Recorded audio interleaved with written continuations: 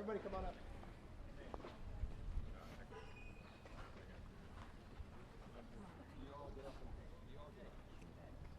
I want to first thank everybody for covering the story. Not everyone comes to Eagle Pass, and showing up matters. And I want to thank Leader McCarthy for taking time out of his schedule and making multiple trips to the border. That's important.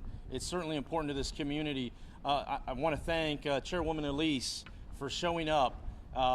Gary Palmer is also on our leadership, in the Republican leadership. We have 3 members of the Republican leadership showing up today. We have members from all across our caucus, and it's a gloomy day here in Eagle Pass. It's been raining off and on. It's very windy. It's a very gloomy day. And earlier today, Border Patrol were able to recover the body of Specialist Bishop Evans, and it just feels like a gloomy, sad day. For many of us, we're going to come here, you're going to turn the cameras off, and you're going to go back to where you came from. But there's a lot of us that live here, that work here, that this is home. And that gloomy day doesn't go away. One thing I would say that this whole crisis has done is it's brought people together. It's unified.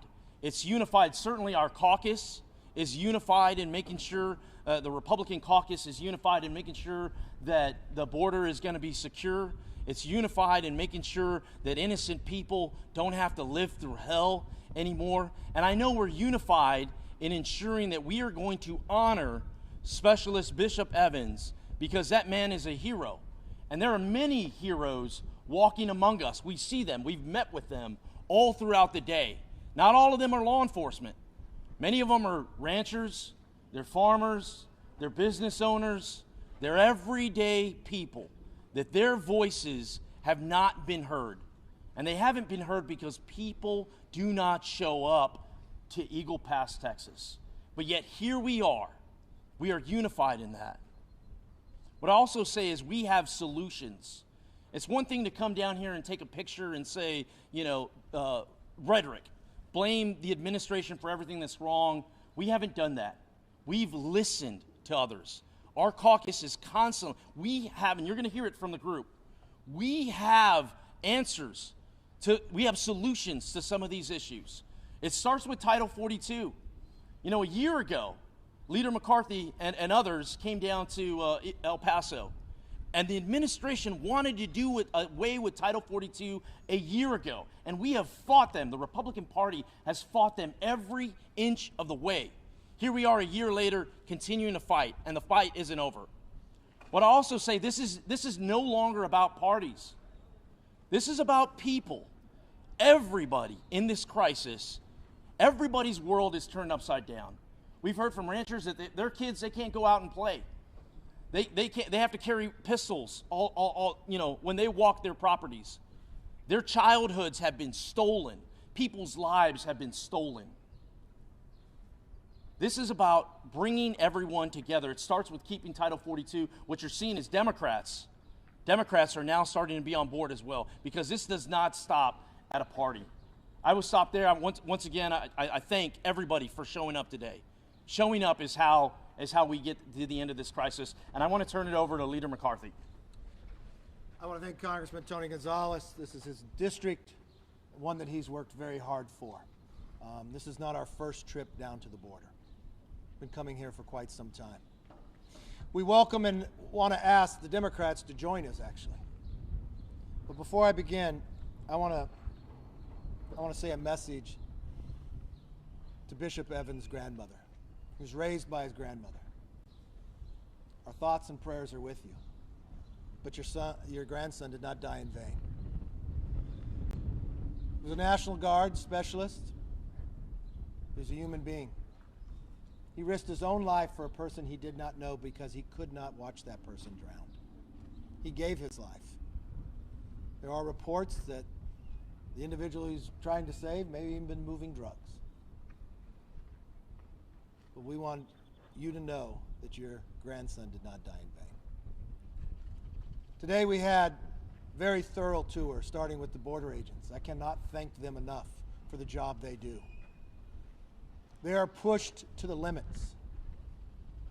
You know, a former Secretary of Homeland under Obama, Secretary Johnson, says 7,000 people a day coming across your border is unsustainable. That is where we are. 30 days from now, President Biden wants to lift Title 42. Everyone will tell you that that number will more than double, go to 18,000. If it's unsustainable today, what will it look like a month from now? We ask them what their plan will be. No plan is given. We hear Democrats on the other side of the aisle say that we should not lift it. They have the ability to say more than just words. They can vote. You see, in Congress, you have what is called a discharge petition. It only takes 218 members. Doesn't matter if they're Republican or Democrat, a simple majority to sign a discharge petition to bring a bill to the floor. It's been used many times in different issues. We just need a handful of Democrats to join to bring the bill up for a vote. So if you believe Title 42 shouldn't be lifted, don't say it in a press release. Say it in an action that you can make a difference in. President Biden's been in office more than 40 years. The only known time that he's been to the border, of my understanding, is one time when he drove through San Antonio.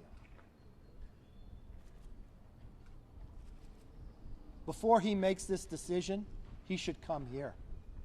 He should look the border agents in the eye and ask them, what is the best decision to make? He should spend the time with the mayors and the ranchers and the city workers that we just had lunch with. I saw a lot of things that were very moving. But I watched a man that was probably 6'5", was a rancher, that has lived here his life 20 miles from the border, break down in tears to talk about the situation. That he told us he and his wife can't leave the lights on to their house at night because people will come. His fear is that people are going to get killed. That's what's happening right now. This is a responsibility of the federal government. I want to tell Governor Abbott, thank you. It's a job you shouldn't have to do or a responsibility. But you're bringing the National Guard and others here as a deterrent to try to protect our borders because of what this president's action has done. When we walked through the processing facility, I was shocked. I saw a line of individuals that had just been picked up just a few minutes before, and a line of ICE agents in front of them. I watched them, the ICE agents, with a phone putting around their face. I thought it was facial recognition. I was right about that, but I was wrong with what it was being used for. It was opening up the iPhones that the government was providing them. That's the way we are going to track somebody that has entered illegally, by providing a phone and pay for their calls. If President Biden lifts Title 42, what we see today will be much worse. A country without a secure border is not a country. And no longer is it just border cities. Every city in America is a border city. And if you wonder how that can be, just read your newspaper of who's died from fentanyl in the last week. It is the #1 killer of Americans between the ages of 18 and 45. The #1. And where does fentanyl come from? Across this border. And it's reaching every walk of life in America today. And if you wonder if it will get worse, it's coming from 160 different countries. People are coming across this border. And in our last trip, last March, was when we first discovered, speaking to the agents, that they are now catching people on the terrorist watch list. That day it was from Yemen. And as we first announced in the press conference, the Democrats on the other side, Congressman Gallego, said I was a liar. He sits on armed services. He says he gets intel reports.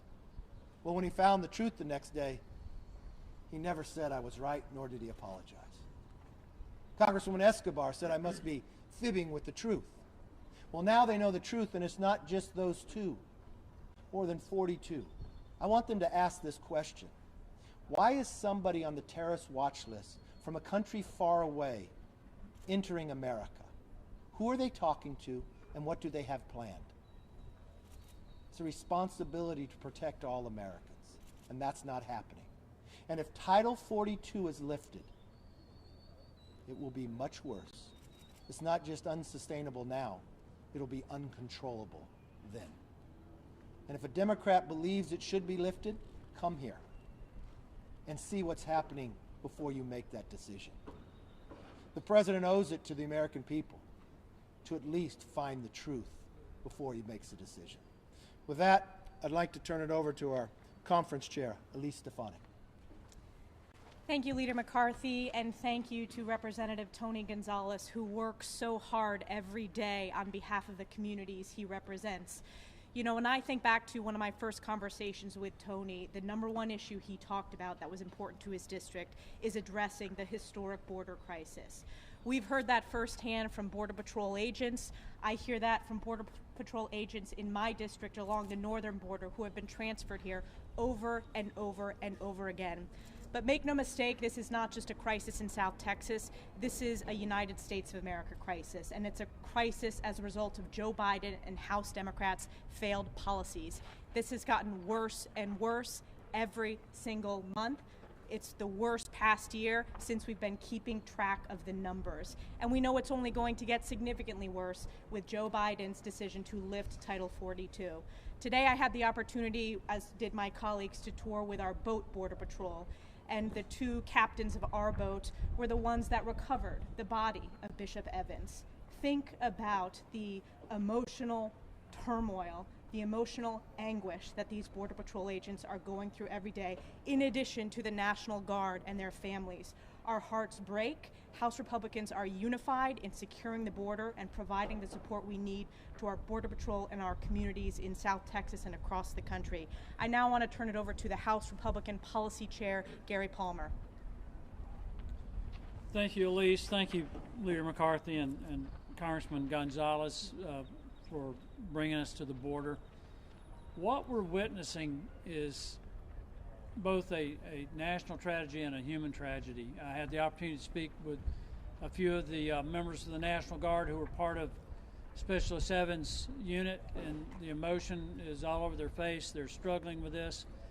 And as Leader McCarthy said, our thoughts and prayers are with his grandmother. And we're determined that he did not die in vain. We also had the opportunity to talk with some of the ranchers and farmers and city leaders. And at the end of this press conference, you're going to be asking us questions, but you need to go talk to those people.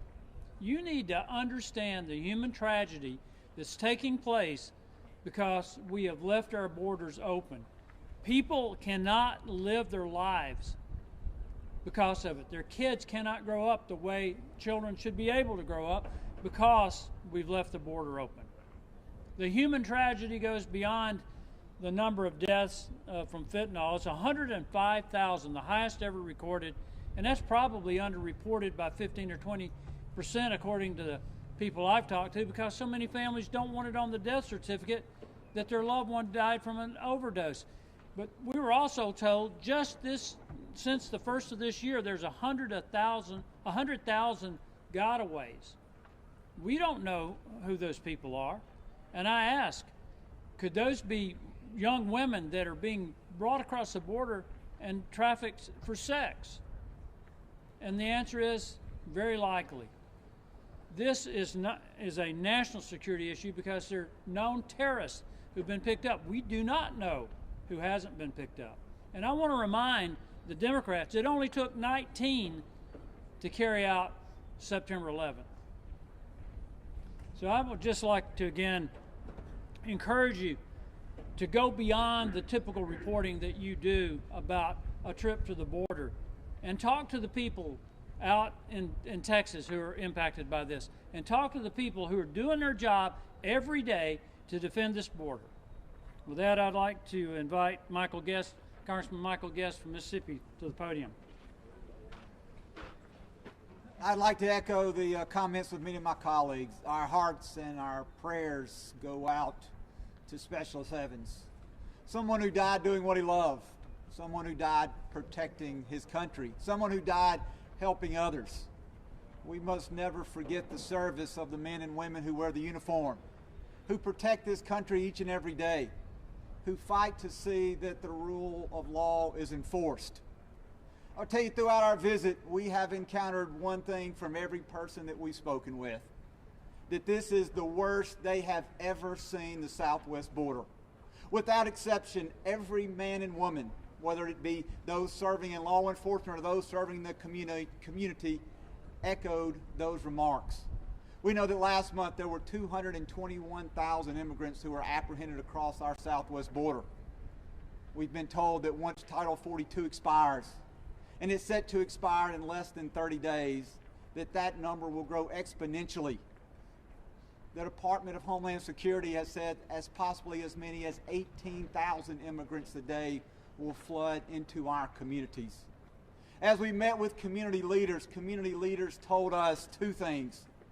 One, they said that they felt abandoned, that this administration, that the federal government had abandoned them, and then they gave one very simple plea. Please provide help. To those members we met with today, I want them to know that those pleas do not fall on deaf ears, that myself and my colleagues behind us, and we will take those pleas to Washington, D.C., and that we will fight on their behalf. We will fight on behalf of the men and women who stand behind us, who stand here on this border protecting this great country that we love. At this time, I will turn the podium over to Representative Chip Roy. Thanks, Mike. Thanks, Tony. Thanks, Leader McCarthy. Throughout my entire life in public service, I've heard a lot of my Democratic colleagues claim the mantle of compassion. There is nothing compassionate about this. Nothing. Last Friday, a teenage girl who had been raped, prostituted, put into the sex trafficking trade, served as the basis for the arrest of a Mexican national who had been deported 15 times. That happened in San Antonio, Texas. That's a real life. It's a real human being. There are stash houses within miles of here, stash houses in Houston, San Antonio. Human beings being trafficked for profit. And it takes a lot of effort to get the media to come down here and focus on this. The ranchers that we met with this morning, that I've met with dozens of times, that Tony's met with dozens of times, hundreds of times. Where are you guys on a daily basis when their lives are getting turned upside down? Are you asking our Democratic colleagues, like you tend to go stick a microphone in our face asking us which thing we've done or not done? Have you asked any of our Democratic colleagues why they've not signed a discharge petition to ensure Title 42 enforcement, which we've had filed for a year? We filed it last April. An entire year it's been sitting there. Now we get attention, a month out. But here's the real truth. Title 42 is a Band-Aid on a gunshot wound. It's not actual border security. It's important, but it represents the ability to turn people away and actually secure the border. But we've got to actually do the hard work of having a sovereign nation secure a border so that migrants don't get killed. The 700 to 1,000 that are in body trailers. The local officials have to go rent to put bodies in. The ranchers who find dead bodies on their property. The bodies we find in the river on a daily basis that Border Patrol has to go find in the river every day. That's my ask of you in the press. Ask every single member of the House of Representatives on the other side of the aisle why they won't sign a discharge petition to move Title 42, but more importantly, stand up for a secure border. Remember that it was a Democrat, Sylvester Reyes, who helped us build a fence in El Paso 15 years ago that is actually helping the flow there. This should not be a partisan issue to have a sovereign nation. That's what this is about, but it's about the humanity, it's about the people dying from fentanyl poisoning, it's about the people being put in the sex trafficking trade, it's about the ranchers, it's about the people throughout this country getting harmed because this administration, led by the President and Secretary Mayorkas, who I look forward to seeing on Thursday, by the way, in the Judiciary Committee, they won't do their job. And they leave the job to the governor and Texas DPS and our National Guard in Texas. With that, I'm going to turn it over to my friend, Ms. Taylor Greene from Georgia. Thank you. First, I'd like to thank Congressman Tony Gonzalez for bringing us here, and Leader McCarthy, thank you very much. I'm from Georgia, and this is my first real border trip, and I just want to tell you right now, this isn't about political parties, and it should be nothing about politics. This should be about securing the United States border, respecting our laws, respecting our law enforcement, respecting the families and the businesses that live right here along our border, and then also realizing by the sheer numbers and the facts and the information that we learned today that our president, that the United States elected, he is serving as our president. Well, he is the greatest business partner to the cartels that has ever existed, because everything he's doing along with the Democrats is enriching them by so much money, hundreds of millions of dollars and even more. The human suffering that has happened and is happening and will happen if Title 42 is repealed and lifted, and the amount of people that are expected to come across this border starts coming, this will bring human suffering, death, and crime like we have never seen. And we're already seeing it at numbers and elevated numbers that we've never witnessed before in our lives. Imagine being a mother and you can't let your children go play outside in the yard because there are people that you don't know who they are invading your country, coming across your property, and imagine what they could do to your kids. Imagine being a woman and you're just trying to get your groceries out of your car to carry them in the house, and you are faced with men who don't even belong in your carport, and that's where they are because they invaded our country. Now imagine finding out that your grandson drowned in this river behind us because he went in to save someone's life who is rumored to be smuggling drugs into America. These are the things that shouldn't be happening, but they're happening, and the Democrats are doing nothing about it. Well, here's what's going to happen. House Republicans are committed, and we are all together going to do something about this problem to secure our border, and most of all, protect our country and our families and our businesses, and support our law enforcement, Border Patrol, and give them the resources that they need so that America can be respected again, our laws can be respected again, and we can have a secure nation for every single American, not for just one group or another, but for all of us. Thank you very much. With that, I'd like to turn it over to Representative Diana Harshberger. Well, it's a pleasure to be here. Thank you, Tony. Thank you, Leader McCarthy, for inviting me. You know, I'm not from a border state. I'm from Tennessee. But every state in the Union is going to be a border state. I don't know what to say about what I've seen today. It's heartbreaking that a young man lost his life. A grandmother will go home and she won't have a grandson. But it happens every day with these illegal drugs being smuggled across the border. And I don't know of a family that's not been touched at all by someone who's lost a son or a daughter or a mom or a dad because of the illegal use of fentanyl, methamphetamines. The numbers are unreal. You know, the cartels are the biggest national criminal threat to our country, period.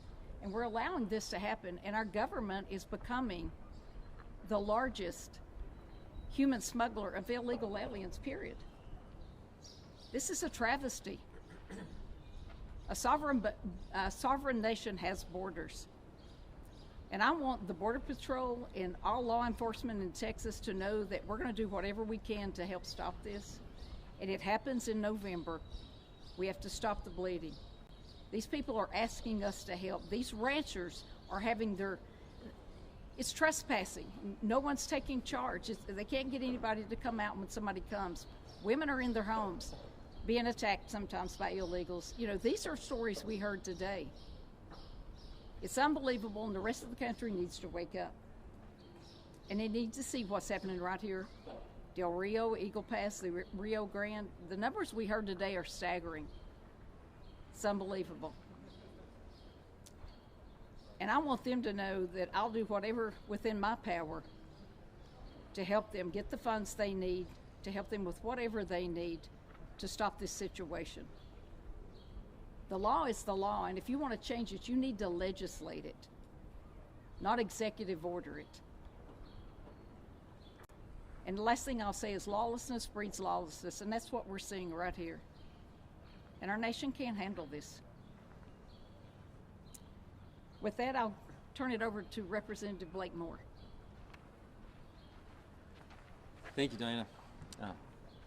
I'd like to just first sincerely thank Representative Tony Gonzalez. He's an incredible friend of mine. We're freshmen together. And speak directly to the Texans in the 23rd District. You have somebody in Tony Gonzalez that cares more about this issue than anybody that I know. But he doesn't just show up by bringing numerous groups down here to just walk us through it and show us the reality. We're on the House floor, and I'm asking him questions about this before I go on a town hall in my town, in my district of Utah. Your representative cares deeply about this, and he cares about solutions. And he talked about it today, and he will continue to focus on that. I apologize. He mentioned it's a somber day, and I'd like to just echo the condolences for Specialist Evans and to his grandmother. That didn't need to happen. And we will continue to work and fight so his life is not in vain. You see his fellow guardsmen, his leadership here today, sharing with us the reality. Look, I appreciate all the cameras and stuff. In my freshman term, I haven't done a lot of this. I haven't spoken a lot to broad media. But what I have done is the point that I want to make. Like I said, I'm in Utah. We're tucked in the Intermountain region of the U.S. It's very, very far from northern, east, west, all the borders of our nation. And what I have done is had countless town halls with my community. And there hasn't been a single town hall, an interaction that I've had, where they haven't asked about this. They haven't asked about the border situation. This is affecting every single community in America, and it's all something we can avoid. And it's reiterated by what we just heard from the general over the Air National Guard here in Texas, was that you have to address the policy. Address the policy. There's policies that work from the previous administration. Address it. Don't let politics guide you. Address the policy. Enforce the Remain in Mexico policy. It's a compassionate program that will keep border activity to a minimum. Right? We are all for embracing. There's a comprehensive approach to being able to address this, but we have to enforce policy. We have to strengthen our border, and that will allow for us to be able to continue to address a comprehensive approach. And I've heard that from business leaders today and from individuals that are faced with this dire situation, and I just wanted to emphasize how much we care about this and we care about making it right. Thank you. I'll introduce next Representative Randy Weber. Well, thank you, Blake. And buenas tardes, hombres. Me llamo es Randy Weber. Yo espero que toda la gente en Estados Unidos están mirando, pagando atención, ¿me entiendes? Es una día mala, es una día muy triste. Good afternoon, my name's Randy Weber. I hope all American citizens are paying attention. This is a sad day. We're down here on the border. As you know, we lost a guardsman. He gave his life for somebody that he never even knew. He was willing to lay down his life. Bishop Evans was willing to lay down his life for American citizens, but he laid down his life for somebody who didn't have a right to be here. He should be remembered. I hope his grandmother takes solace in that. Jesus said, no greater love has a man than he laid down his life for his fellow man. And Bishop Evans exemplified that. And I want to also echo what our great leader said when he said, thank you, Governor Abbott. I want to say thank you, Texas Legislature. I was there in 2009 to 2012 when we put $400 million on the border because the federal government wouldn't do its job. Now it's $3 billion the state legislature is putting on the border. Shouldn't be. Absolutely shouldn't be. Biden bears responsibility for this. I don't see how he sleeps well at night. It's just not our National Guardsman who lost his life. Y'all have seen the stories of infants, of young children, of women that have been raped, sexually abused, young ladies, young girls. Biden bears responsibility. This is his border crisis. I don't see how he sleeps well at night. This is about my 7th or 8th trip here. It's getting worse and worse and worse, and President Biden bears that blame. Thank you all for being here. I'm going to yield back to our great leader. Thank you, Randy, and to all the members, and especially to Tony. And I want to thank you. I want to thank you for being here covering this story. We need more of that. We need the American public to understand what is happening, but what can happen just 1 month from now. We need your voices to be heard. We need you to join with us. It doesn't matter if you're Democrat, Independent,